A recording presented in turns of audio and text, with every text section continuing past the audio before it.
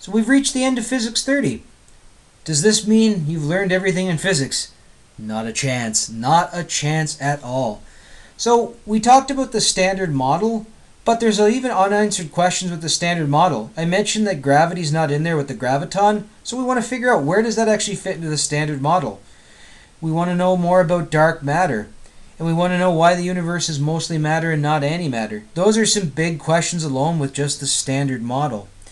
And then we have some other overarching questions, just physics in general, not even specific to particle physics. So when we talk about space-time, we know space we can always move in any directions in 3 dimensions, but time is, as we know, is linear. We can only move forward in one direction. One of the big questions in physics is, why is time unidirectional? Why can it only progress in one direction? We want to know things like, after the Big Bang, how did we get living matter evolving from non-living matter? One of the other big things is the grand unified theory. Can we get a theory that explains everything in physics? So we have things like general relativity to explain gravitational interactions.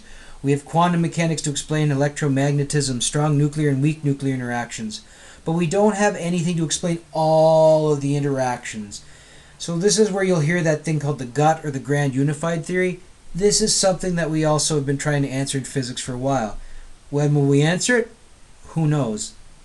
And the answers to all of those questions we've asked and the ones that are not here, this is what keeps the discipline of physics running. And this is how we continue to progress.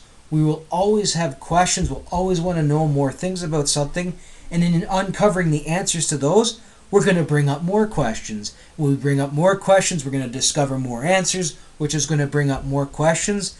This is the great thing about physics, and this is the great thing about science in general. As we deep digger and ask more questions, we're going to find more answers, we're going to have more questions, which is going to lead us to more answers and more questions, and that's going to keep the discipline going forward, and that's going to make it flourish.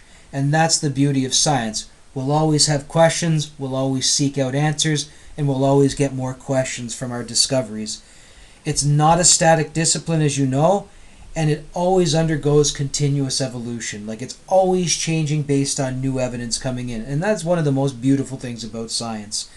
And that's the thing. At the end of the day, science will never end. The only thing that's going to end is the people asking the questions. But as long as there's questions to be answered, there's always going to be science. And with that said, congratulations. You finished everything there is to Physics 30. All that's left is to write the diploma. Good luck to you.